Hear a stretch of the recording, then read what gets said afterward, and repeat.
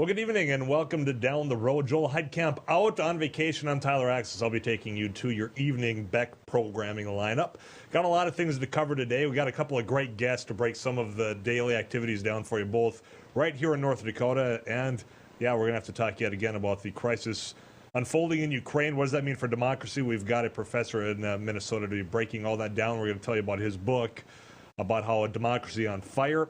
This is one of those moments that we're going to learn a lot about ourselves and what we're willing to defend and fight for. That's coming up a little bit later on.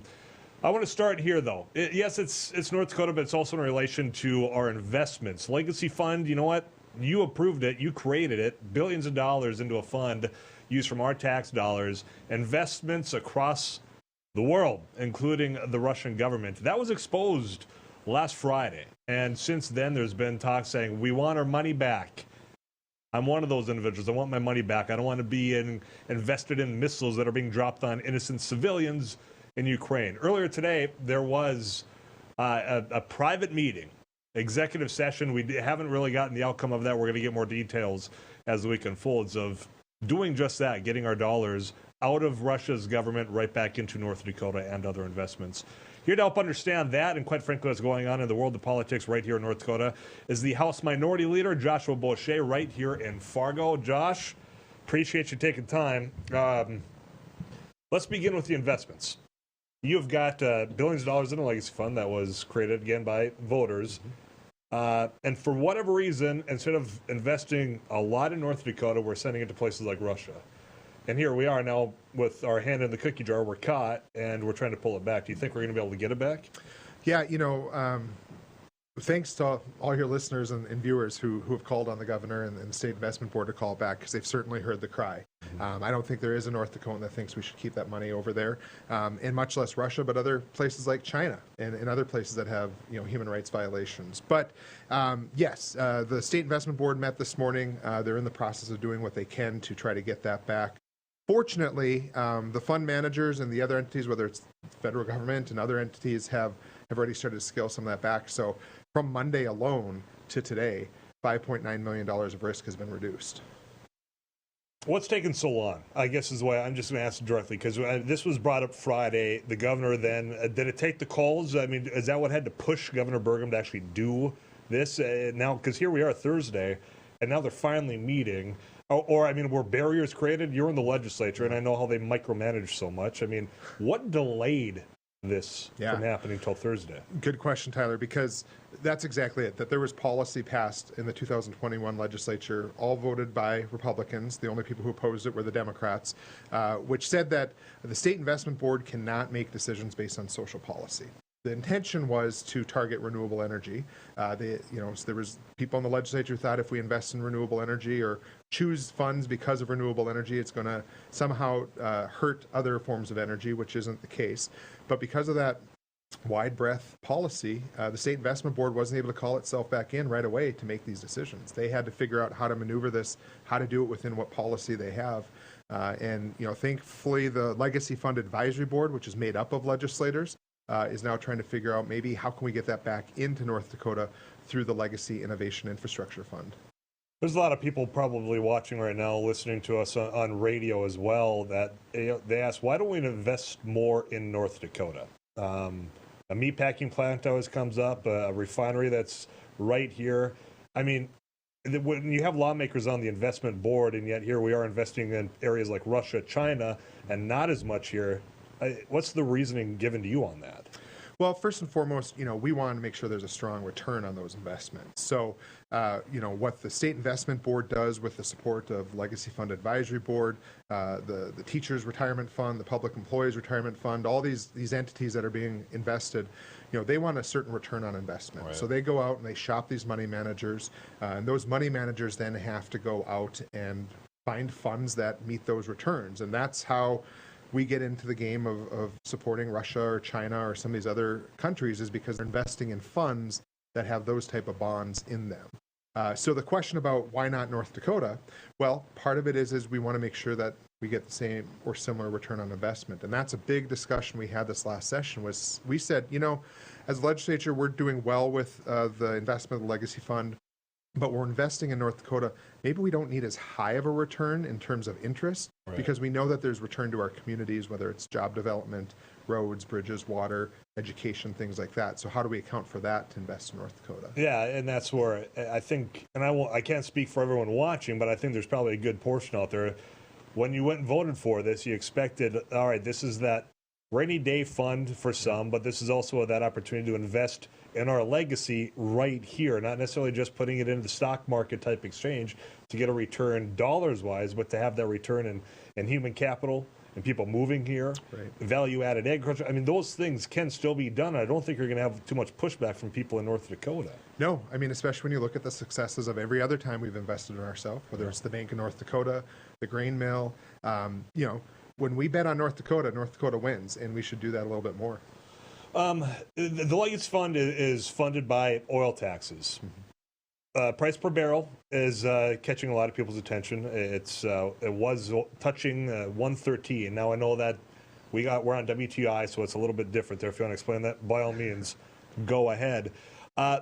The formula changed in 2015, I do believe, or 2017, somewhere in there, a couple years ago, 5 years at least, of triggers of rates on extraction. And if I recall, there was a trigger that, hey, if oil reaches $90 a barrel for 3 consecutive months, now that hasn't been the case yet. If that does the case, is that trigger still there? That trigger does still exist, yeah. So you're exactly right. Once the average of the price of the barrel stays at $90 a barrel or more for 3 months, then that trigger goes into effect, and then it goes off with a similar formula. But when we say that trigger, what folks need to know is that reduces the tax revenue that comes in to the state, and that's the trigger. You know, instead of us putting, that was the grand compromise back in the Al Carlson days of trying to get rid of the bottom trigger, and so they put a top trigger on instead. So instead of us benefiting as North Dakotans from those higher oil prices, it actually benefits the oil companies because they end up getting a little bit more in their pocket. Well, and I was under the impression that this last session, that top trigger was gone. Clearly, I wasn't in the right there. So do you expect that because, well, you cannot have this uncertainty or, increase this rate when it comes to an industry that's so volatile right now? I mean, are you expecting this to be changed soon as well? I don't know. I think first and foremost, especially when we talk about oil and gas investments in North Dakota, right now we're hearing the governor, he's barking at the Biden administration, saying that it's the administration's fault for not allowing federal leasing on lands. Well, my question to the governor and to the investors of oil and gas in North Dakota is, you have thousands of leases you already hold in your hand. Why aren't you drilling now? It's because people aren't investing in oil and gas. So we have to figure out as a state, how do we help incentivize those folks to go and either tap the wells they've already drilled, start producing based on that. So I think it's unfair when the governor and others are pointing blame at the federal administration because we're not tapping into oil leases of current, these are new oil leases. There are thousands of leases being held that haven't been tapped into that people can go to production today if they wanted to. But it's not a sound investment for those oil companies. You touched on something there, and this wouldn't be the first time that you've got, whether it's Governor Burgum, the land board, other people that are involved on the state level that are responsible for making sure that the house is in order on the state, not doing what they're supposed to do to collect the money that's already owed. There's been, and I touched on this on Tuesday when I was filling in for Joel right here on Beck TV. You've got about estimated $69 million that was deducted from leases on our land that's supposed to go to schools, and they're throwing their hands up saying, forget about it, we're just going to move on. So to have that attitude on money that you're already supposed to have collected, and then to complain that you're not collecting as much because somebody in Washington is not allowing you can't have it both ways, Josh. Right, exactly. Another example of that, Tyler, is, we don't, developers of land, whether it's oil or other mineral resources, are supposed to put up some bonds, but then they sell a half-used well to another entity, and then finally one of the entities is bankrupt. And so then they don't clean up their wells. They don't plug their wells. Well, instead of us putting that on the people who are benefiting from that oil development, we now are waiting for the federal government to send us money. And I'm glad to see in the federal infrastructure package that there is money for oil well plugging. North Dakota has mapped our wells good. We know where those wells are. We just didn't make the people pay for it that should have been paying for it. Yeah, well, there's a long history of that as well. I could think about some filter stocks that are radioactive in Noonan. I could think about some leaks on pipelines or just on the well pads themselves, to where there's a history there of the Department of Mineral Resources saying, okay, well, we're going to hold this fine above you, but don't worry, you're probably not going to have to pay it, as though that's going to deter. So you have all this internal mix. It's easy to point at the boogeyman in Washington, but there's some cleanup that needs to be done right here in the state. Right. And this all falls on the back of North Dakotans or taxpayers or the landowners. I mean, you think of all these fights that have happened over landowners about getting easements and making sure that their land is taken care of. If something terrible like this happens, well, then the landowner has to take the company to court, and it's not even the company they signed the contract with. It's the third company they sold to. And so it's 10, 15 years before up in Bottineau County you can get, a saltwater spill rectified on land that won't produce, wheat or soybeans anymore. Yeah, that's where we've got friends in the industry that are also on the attorney side that, quite frankly, having them and visiting with them about just having to figure out who owns what the deductions being taken are, and have that actually make sense. Right. It ain't easy for them, let alone some average landowner out there that now has all this paperwork. It gets to be confusing. Right. And it's silly. Which is why we have this, the Board of Land and Trusts. Right. And Jody Smith, who's exiting that role, got involved. She started digging into that. They started to look at what's owed to North Dakota, to our education funds. And the minute they start going to try to enforce that, they got their hands slapped by the industry, and they've had to make some changes because of it. Yep, and she went on to other opportunities because, in my opinion, nobody in that board that hired her had her back. Right.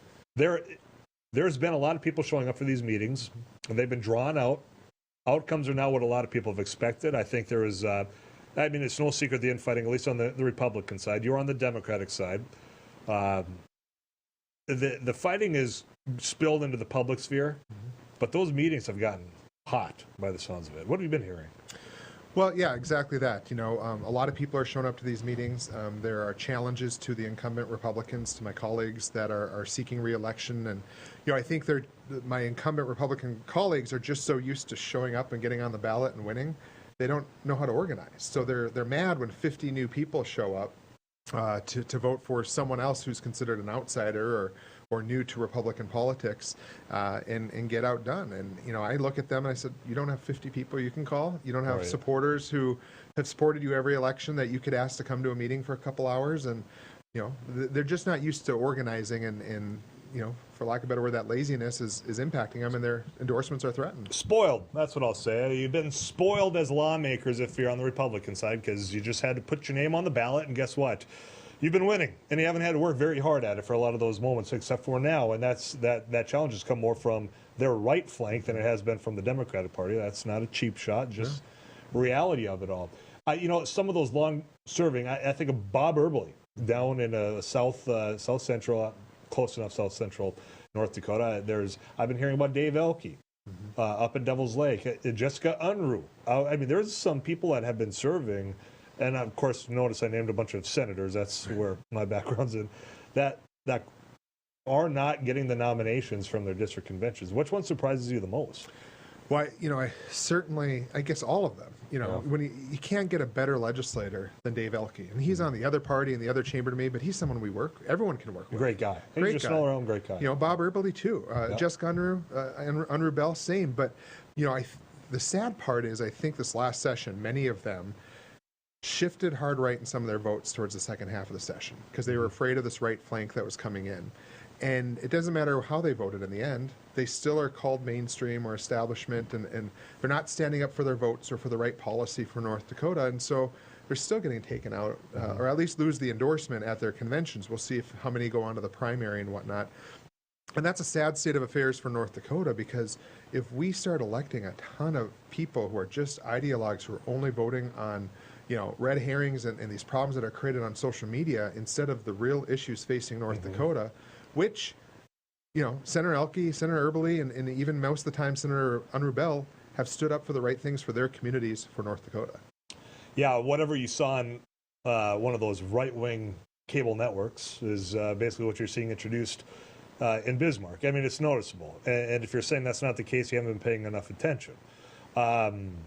They have the opportunity to go to the primary and do this, and I suspect they will. There's no guarantee anymore. Right. The variable is, as you said, and we'll find out when it comes to actual voting and mass numbers, not getting 50 people into a gymnasium, is that groundswell that is allowed, is it a loud minority of a majority, or do they actually keep building momentum? I mean, you've got Rick Becker now running against John Hoeven. I mean, making a big splash, I would say. Who knows what that outcome will be? You can tell in the way of which John Hoeven's now been. Apparently, he's found his voice when it comes to a variety of things. I've seen him more vocal on social media in the last 2 weeks than I've seen in the last 12 years. And, it's more the pounding the fist on the table. So, to me, watching Hoeven take that approach because Rick Becker's jumped in, got him a little worried. Right. I mean, they've got to be worried that, hey, you know what, all the laziness being spoiled to just walk up, I'm a Republican, vote for me, those days aren't exactly there right now. Right. Yeah, I think even a couple years ago, many of us, regardless of how long you've served in the legislature or what letters behind your name, would have betted against the Bosteiats or the Rick Becker's, followers. But now I wouldn't. Going into the primary, if they can turn out these people to the district conventions, who knows what kind of operation they can institute to turn out the vote in a primary. And again, it's important then that voters are paying attention to who are you voting for. And if you're a Republican voter who votes Republican all the time or most of the time, make sure you know which Republican you're voting for, because township roads, the Bosteiats do not support township roads throughout North Dakota. You start looking at education and some of the policies they've introduced that'll hurt rural North Dakota K-12 systems, and Medicaid expansion, our rural hospital. I mean, when you can seriously look at your district or the state of North Dakota and make good policy regardless of your ideology, that's what's important.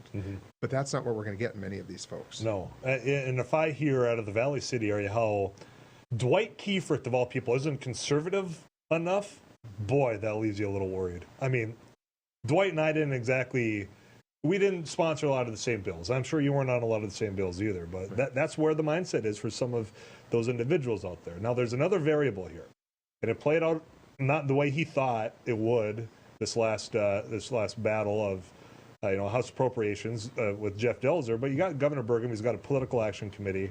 I mean, he's going to be spending a lot of money in these districts, I imagine. Yeah, I mean, the governor showed us in the last cycle how much money he was willing to spend on a primary race in just one or two districts. Right. He's going to have a lot more districts. I mean, out of 141 legislators, 98 seats are up because of redistricting. Wow. That's a lot of races, and so it's a lot of primaries for him to get involved in. I assume he will. He's done it in the past, and I don't see why he wouldn't this time. On the Democratic side, candidates, the party has been beaten down. Yep. I mean, there's, the old joke, hey, all Democrats can meet in a phone booth. Don't have phone booths anymore, but the analogy's still there. I mean, how is candidate recruitment, how are things going on the Democratic side then? Yeah, no, I'm glad you asked. There's a lot of energy. There was 110,000 North Dakotans who voted for our statewide candidates in 2020. So there are Democrats out there and make up well over a third of the voting population in the state. What we're seeing at the district level, what's happening is some great energy. I mean, I was up in District 20, which used to be just Trail County, and now it's got 2.5 counties in it. There was close to 25 people there. But going down to District 24, which is Ransom County and Barnes County, I was there 2 weekends ago, they had 25 people there. So I think people say that, Democrats are downtrodden and whatnot.